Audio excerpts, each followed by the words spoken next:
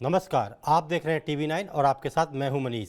आज हम बात करने जा रहे हैं एड्स पे कमीशन को लेकर। दरअसल इसका लंबे समय से इंतजार था कि कब लागू होगा, क्या होगा, नहीं होगा। तो अब आपके लिए खुशखबरी है क्योंकि सरकार ने इसके लिए नोटिफिकेशन जारी कर दिया है और इसमें सबसे बड़ी जो खास बात है कि जितना आप काम करेंगे आपकी सैलरी उस हिसाब से होगी। तो इन्हीं सब मुद्दों में कैसे होगा, आपकी सैलरी कितनी बढ़ेगी, पेंशन कितना मिलेगा, कैसे क्या कैलकुलेशन होगा, तो इन सब मुद्दों पर बातचीत करने के लिए हमारे साथ गेस्ट मौजूद है जो कि अश्विनी राणा जी है। सर, टीवी 9 पर आपका बहुत बहुत स्वागत है। नमस्कार नमस्कार। जी सर, तो जैसा कि हम एड्स पे कमीशन पे कई शोज कर चुके हैं, तो चलिए अब थोड़ी इसमें एक अपडेट आया है कि सरकार ने कल इस पर नोटिफिकेशन जारी किया है और इसमें सर कहा गया जो खास बात है कि ये परफॉर्मेंस बेस्ड स्ट्रक्चर होगा सैलरी का। मतलब आप जैसा काम करेंगे आपकी सैलरी उसी हिसाब से निर्धारित की जाएगी। तो सर इस पर आपका क्या कहना है? नहीं नहीं, देखिए ये मतलब कहना तो आसान है, जी। लेकिन इसको कैलकुलेट करना बड़ा मुश्किल है। आप कैसे निर्धारित करोगे जी। परफॉर्मेंस? जी। एक क्लर्क की, असिस्टेंट की जी। या फोर्थ क्लास की परफॉर्मेंस कैसे करोगे?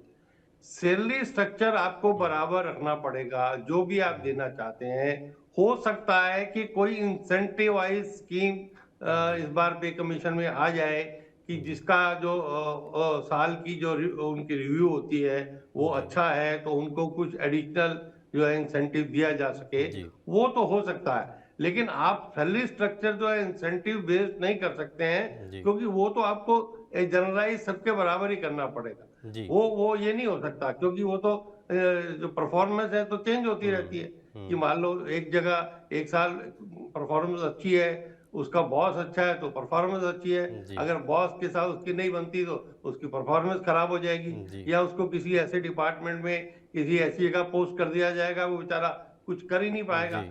तो ये कहने के लिए शब्द बहुत अच्छे लगते हैं कि जी। परफॉर्मेंस के हिसाब से, लेकिन ऐसा सैलरी का जो स्ट्रक्चर है वो परफॉर्मेंस बेस्ड नहीं हो सकता। सर, अभी दर्शकों को बताने के लिए मैं आपसे जानना चाहता हूं कि अभी जो वेतन आयोग काम कर रहा है वो किस तरह का है, उसका स्ट्रक्चर कैसा है अभी? नहीं, वेतन आयोग जो है वो तो एक 3 लोगों की उन्होंने कमेटी बनाई है। जी। अब वो ठीक है, वो अभी काम करना शुरू करेगा। अभी उन्होंने अनाउंस किया है। कारण क्या है कि इसमें सरकार जो है बड़ा डिले कर करके जो है ना वो चीजें दे रही है। भाई जी। 9 महीने पहले उन्होंने अनाउंस किया, अब जी। उसका नोटिफिकेशन निकाला है। जनवरी से वो ड्यू है। जी। 18 महीने का उसको समय दिया गया कि 18 महीने में आप ये सारा कुछ करिए। अब हो सकता है कि उसके बीच में इलेक्शंस भी हैं, फिर जी। लोकसभा इलेक्शन भी है। तो जी। सरकार क्या इलेक्शन के साथ जोड़कर इसको कुछ लोगों को देना चाहेगी, तो ये समय बताएगा। अभी हम बहुत अर्ली स्टेज पे हैं। अभी जी। लोगों ने कैलकुलेशन करनी शुरू कर दिया है, इतना फैक्टर होगा।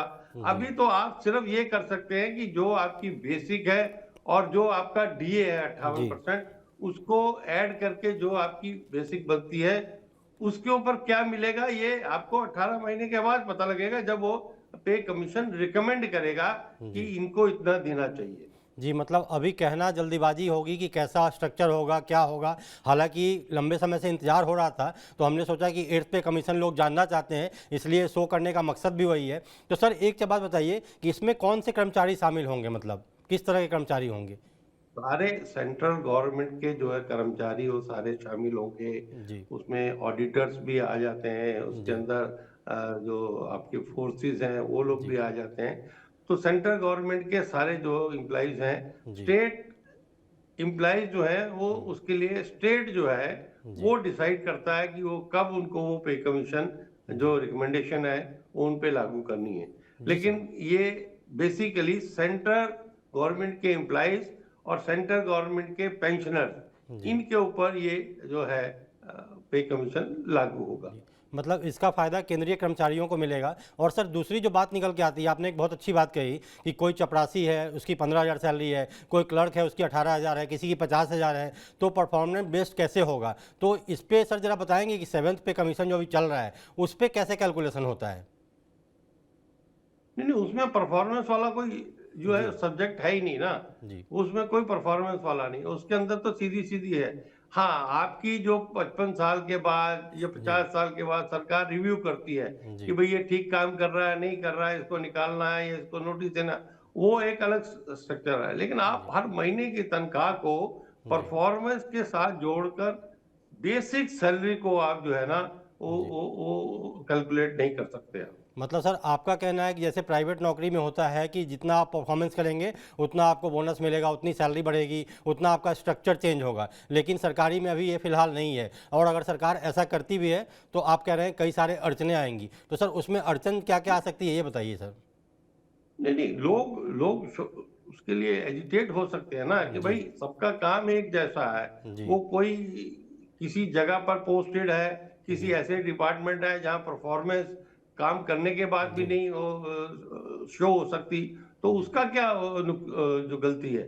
उसकी जी पोस्टिंग ऐसी जगह हुई है कि भाई उस ऐसे मिनिस्ट्री में है जहां उसका बॉस उससे खुश नहीं है, जी या वहां पर कोई सुविधाएं नहीं है, तो जी वो परफॉर्म कैसे कर सकता है।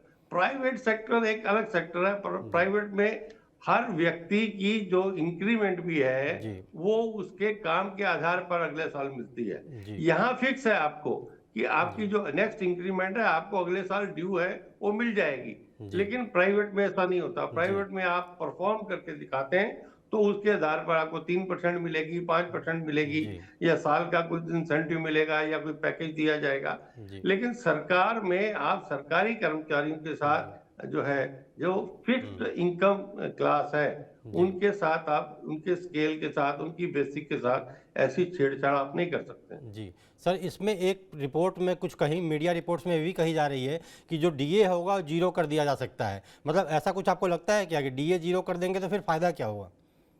नहीं नहीं, डीए तो जीरो ही करते हैं। हर जी पे कमीशन में जो डीए होता है जी अभी 58% है। जी अगर जनवरी से शुरू करना है जी तो ये 58% सादा उसके अंदर मर्ज हो जाएगा। जी यानी 18,000 अभी मिनिमम बेसिक है जी सैलरी जो है, और उसके ऊपर 10,440 का आपका 58% के डी है, तो जी ये बन जाता है 28,440। ऐसे ही अलग अलग डीए को जोड़कर। जो बेसिक, हाँ, तो जी ये आपका डीए और बेसिक जो है ये कंपाइल हो गया। आगे इसके ऊपर कितने परसेंट आपको सरकार देती है, जी तो उसके हिसाब से वो उसका फैक्टर को उसको कैलकुलेट करेंगे। जी अगर 2% देती है तो 18,000 के ऊपर दो मतलब 18 दूनी 36। 36,000 रुपए, जी तो 36,000 हो गया। तो 36,000 में से 28,440 माइनस करेंगे तो वो लगभग 7,000 के करीब जो है आपका इंक्रीज हो गया वो। जी तो मत इंक्रीज वो आपका लगभग 28,440 के ऊपर 25 या 26% बनता जी है, सिर्फ जी बेसिक के ऊपर इंक्रीज।